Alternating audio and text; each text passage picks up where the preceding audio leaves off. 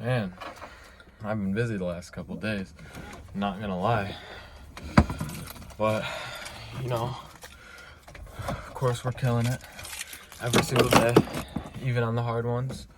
I'm not gonna lie here and act like I've been really on point recently, but I've been pulling myself out, I've been dragging myself out, right? I'm finally committing 100%, which has not been an easy journey at all whatsoever, but I can feel it, right? Like the closer I get to fully removing everything that's distracting me from the real goal, the closer I get to fully embodying not only the lifestyle, but the version of myself that I had envisioned a year ago and that I set out with my first monk mode to become, but failed to become because of all of these vices, all of these mindsets, all the mental programming that was holding me back, the doubts, right?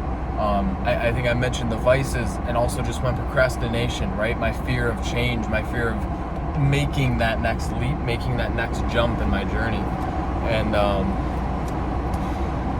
so it's been a rough journey, it's been a rough battle, but I can feel myself slowly getting closer and closer to the version of myself that I need to become in order to live up to my highest potential, right? Actually embody my highest timeline and my highest potential, and actually work to achieve those goals, right? That match that highest potential, because it's useless to become the best version of yourself just to waste it and not even go and put it into action in order to create the things you're looking to create in life. And so there's two steps to it. It's becoming the new self, but also following through on the goals that you set in becoming that new self in the first place, right?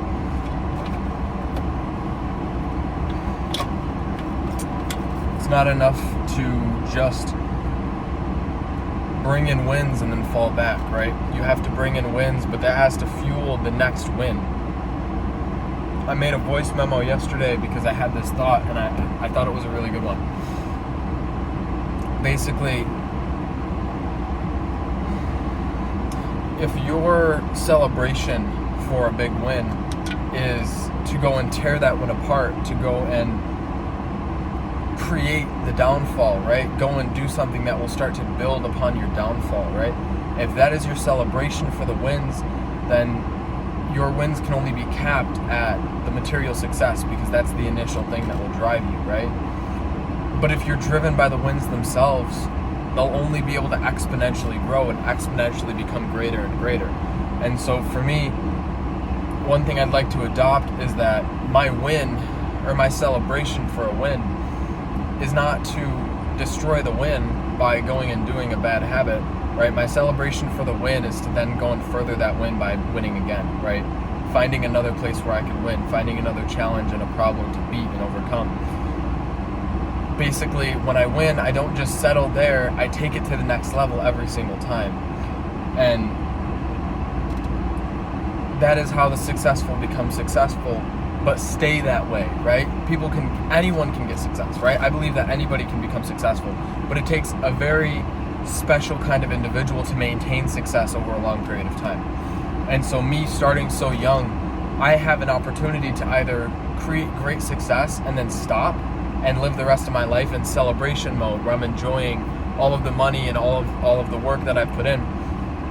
Or I can become the type of person that will continue to win, will continue to build upon that foundation that I've created by winning in the first place. And by that, I will only continue to exponentially become greater, right? That is how the greats separate themselves from the people who just achieved initial success, right? Is because they don't stop winning, because they aren't winning for the material success. They aren't winning for the validation. They aren't winning for the satisfaction of having a lot of money. They're winning for the sake of winning itself, right? They're winning and working in order to create these wins for the sake of growth itself, for the sake of their own evolution. And so that's the advantage that the top 0.1% have over the top 1%, is that they continue to build upon their wins, right? Where the top 1% settle with those wins because they're so much better than the rest of the 99% of people. They think they're good enough. They think they're at the top. They think they are the top of the food chain. They think they've completed their work, right? Because nobody else can compare, but you shouldn't be comparing yourself to others in the first place, good and bad, right? So you shouldn't compare yourself to others in the sense that you're less successful than others, but you also shouldn't compare yourself to others in the sense that you think you're more successful and more entitled than others, because that's never the case. You only won because you put in the work, opposed to what somebody else did. And so the only way that you maintain that is by continuing to put in the work. One point that I do want to talk about right now is you can literally achieve anything that you want, right? You can literally achieve whatever you want, but you have to be willing to fully commit, right? And that's the only problem that you have with achieving some success, right? It isn't that you can't be successful. It isn't that it's too much work. It isn't that you don't have the right opportunities. It is simply that you won't fully align yourself internally and externally to that reality that you're looking to achieve. So, if you think you aren't successful because of some specific situation, some specific scenario, some specific external factor that you can't control, you are only deluding yourself, right? Because the truth of the matter is the only thing that can hold you back in this world is yourself, right? The world will always challenge you and always test you, no matter what path you choose. But it is your choice on what path you end up choosing, right? And so whatever path you choose, that is how you determine the outcome of your life, is by choosing that path. Regardless of the path you choose, though, you will still experience challenge, you will still experience setback, you will still experience failure, but you will learn and grow with each failure, with each mistake that you make, right? And so, regardless of the path you choose, you will still struggle. And so your struggles aren't happening because you're not the type of person who can be successful, or because you didn't do something earlier in life that you were supposed to have done to set yourself up to achieve that success, right? I'm using a couple examples from me and my own thinking, right? My own mindsets. Some of these mindsets just make no sense, right? And so that's why you analyze your own mind, you analyze your own brain. But if you genuinely believe you can't be successful because of these specific things, right? That is the reason you can't be successful. It isn't because of the challenges that you face, it's because of your inability to overcome them. Why can't you overcome the challenges, though, is because of the fact that you aren't fully committed, right? You haven't made 100%, you haven't made a 100% certain decision on which path you'd like to choose. And so you don't know if this outcome is really for you, right? So you doubt it, you question it. And so therefore you don't overcome the challenges, right? You don't face the challenges, you don't face the discomfort, right? Because you haven't made that decision to commit.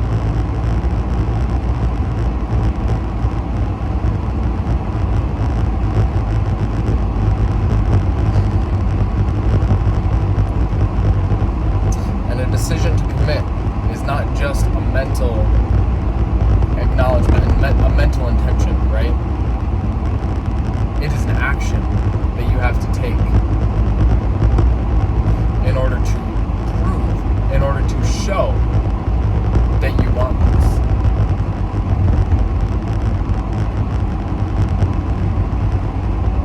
And then you will be faced with both the opportunity but also the challenge. More often than not, they will come packaged in one. Your big opportunity will typically reveal itself as your greatest challenge in life, right? And that is why most people won't commit, is because the moment you commit, that is the moment you are faced with this greatest challenge, right? Once you commit to reaching the next level, you will be faced with a challenge greater than anything you've ever faced, right? And that is the point, because that is the challenge you need to overcome in order to build the skills necessary in order to achieve the success you're looking to achieve.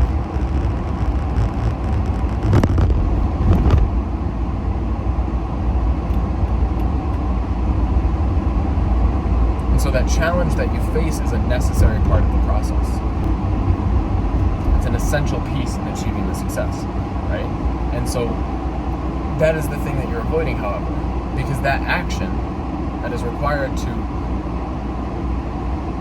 overcome that specific challenge is an action that requires change and requires sacrifice. To become a new version of yourself requires the sacrifice of the old self. So if you aren't willing to make that sacrifice, you can't expect to be able to change. You can't expect to be able to evolve. You can't expect to be able to achieve new levels of success if you aren't willing to become a new person. if you aren't willing to erase and remove the old. You know, that lesson can really apply to anything, now that I think about it, right? Just being aware, just being conscious of yourself, being conscious of your actions, being conscious of your surroundings, and constantly just being aware and being able to make those slight adjustments as needed without overcorrecting, right? Never overcorrecting, just making the right adjustments as you go. You only ever overcorrect because you're partially not aware, you're partially not conscious, right? And the moment something goes slightly wrong, it startles you and causes you to overreact, right? And applying this to business, let's say you go a period of time and you're not really making any progress, someone with awareness is going to say, okay, I need to slightly adjust, I need to slightly shift how I'm doing this, right? Without overcorrecting by completely pivoting business models, right? You pivot maybe your content style. This is one thing I've done recently is instead of completely deleting my business because it didn't work out in the first couple weeks, right? I shifted my content style. I pivoted my content style so I could bring in more of the right attention. And I also pivoted the business model, not in the sense that I completely changed businesses, but I changed the model of how I actually sold that business and how I created that business and how that funnel worked, right? And so that kind of fits more of what I'm going for and what I'd like to sell. And so that made sense. That was a correct adjustment. But you don't want to overcorrect and overadjust by completely deleting everything, all of the work you've done, and removing everything, but maybe just reorganizing it or redesigning it in a way that makes more sense. I've been learning a lot about overcoming addictions and identity change and habit change. And I've come to realize that you can't make the shift without taking a specific type of action, right? But you can't just take that specific type of action and then expect the shift to happen, right? It's sort of a matter of constantly applying yourself to the same practices, right? It's kind of a matter of going back and forth constantly between thinking about and aligning within your mind to the reality that you'd like to experience and the version of yourself that you'd like to become and the identity that you'd like to adopt, but then taking specific action on that. But if you go and follow up with an action that goes against that identity, you're going to instantly revert back to the old self because that's the one that's already programmed into you, right? So you can take more actions towards a newer version of yourself, but if you are still taking the actions that align with the lower version, the old self will still have a strong grip on you, and in fact, its grip will continue to get stronger and stronger to the point that it will reduce the amount that you can even do the good habits that you are doing, right? So the way to do it is to take that aligned action, but then follow up with, again, programming the mind and re-identifying within the mind and resetting the mental frame. But then you have to follow that up with another aligned action.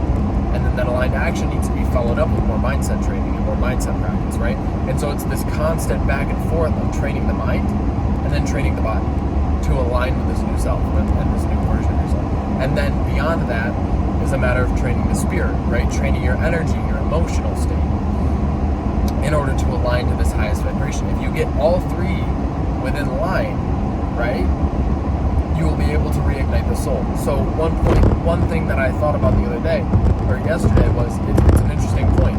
It is, in order to reawaken the human being, we have to heal the body, we have to heal the mind, we have to heal the spirit, and in doing so, we can then reignite the soul.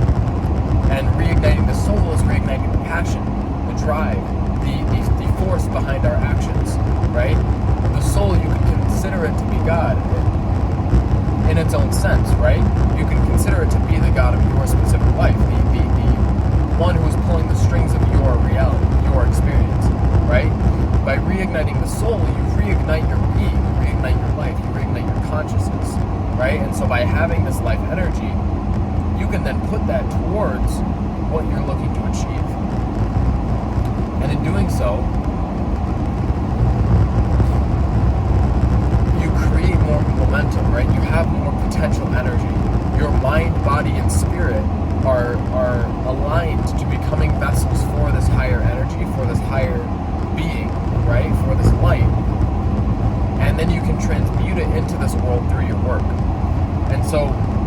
process of reawakening the human being, you can either do it from the ground up, or you can do it from top to bottom, right? So you can either go bottom up or top down. And what does this mean, right? What this means is, if you want to go top down, you have to start by igniting the soul, right? Reigniting your passion, reigniting your purpose, right? Reigniting this being. But it can be quite difficult without having the body fully healed, fully able to express this energy, without having the mind able to fully process this energy in this higher state of consciousness, right? Having a spirit that's able to provide energy and light, capable of then going and manifesting it into this world. So that you can take that approach, right? You ignite the soul, and by igniting the soul, you create the energy that can heal the spirit, and then in healing the spirit and creating that pure energy, you can then heal and process the overwhelmed energy and the overstimulation of the mind, right? And then from there, you can heal the body by actually putting things into action again, right? Getting out of this sedentary lifestyle and the state of stagnancy and actually moving, actually putting in effort, right? So you can do that, right? Or you can go the other way around, right? You could start by taking actions, right? You could start by building physical momentum, and then use that physical momentum to then reprogram the mind to align to this higher lifetime, and this higher lifestyle, right? And then use that new mental programming to create and build the energy necessary to then fuel the spirit, right? And then in synthesizing all three of these, through your action, through your work, and through your intention towards achieving a specific goal that is aligned with your purpose, you will be able to reignite the soul, right? So looking back, I definitely think I've been attempting a top-down approach, right? Trying to reignite the spirit, or the soul first, and then the spirit, and then the mind, and the body. But I actually now think that the best way to do it is the other way around, is the reverse. I think the best way to do it is actually bottom up, is actually to get the body into motion first, then program the mind, then build and create the energy, then synthesize it in order to reignite the soul and your purpose on this earth. The soul, in and of itself, is truly your true being, right? It is this higher self that you are trying to become, right? It is the integrated self. And so what we're doing here is we are aligning each factor, each piece of our human vessel to that higher spirit, to that higher soul, so that we can reignite it and integrate it into our being, right? Bring it into this physical reality, into this physical realm, and synthesize it through our work in order to create something of value to people, right? That is what a purpose is. So this work that we're doing is a matter of becoming a vessel for our soul, and then igniting the soul and allowing the soul to integrate into our being. Right? To become the version of yourself that you're trying to become, you need to fully align each aspect, right? You can't have one but not the other, right? You can't be taking the actions with thinking in accordance with, you can't be taking the actions to become abundant while thinking in accordance with lack, right? So these actions need to be compounding, right? They cannot be taken once and then never taken again, right? And then forgotten about. Or taken once and then followed up with an action that contradicts it, right? Because that way you're only aligning to the old self, because the contradicting action, which aligns to the self that's already programmed, is going to reestablish that programming, whether you like it or not. And so you will continue to battle and fight back and forth until you have committed 100% to one path or the other. Right? And most of you here watching this video, if not all of you, more likely than not, desire to take on the higher timeline, right? Live through the higher life path. Live through becoming your best self, right? And so that means that you have to completely and utterly, fully commit to becoming that self. And like I said in the beginning of this video, that doesn't happen overnight, right? The decision can happen overnight, but the actual process of fully committing yourself, fully devoting your life, fully making all the sacrifices, that takes time, that takes effort, right? And so by fully committing, you allow yourself to actually make the efforts necessary in order to make those changes, right? And so that's a key factor, is that you have to be 100% committed to the path for you to even be willing enough to walk it, right? Because it is a difficult path. But so is the path of not choosing, right? No matter what path you choose, it will be difficult. And not making a choice is a choice in and of itself, right? Not making a choice is a choice in and of itself. Because if you're not making a decision, you're making the decision to allow life, to allow the universe, to allow God to make the decision for you. And if you aren't willing to make the decision to commit your life to your highest purpose, then you know damn well God is not going to have your back, right? God is going to put you through the shit because he wants to remind you of who you really are and who you're really supposed to be, right? If you aren't willing to commit to this higher path, God is going to challenge you until you remember how fucking great you are, how fucking strong you are, and actually go and commit to becoming that version of yourself. So, that is all I have for this video. I hope you guys enjoyed. If you want to work with me one-on-one to transform your life through self-improvement, go ahead and check out the links in the description below. But aside from that, I'm out of here, and good luck to you guys. Peace.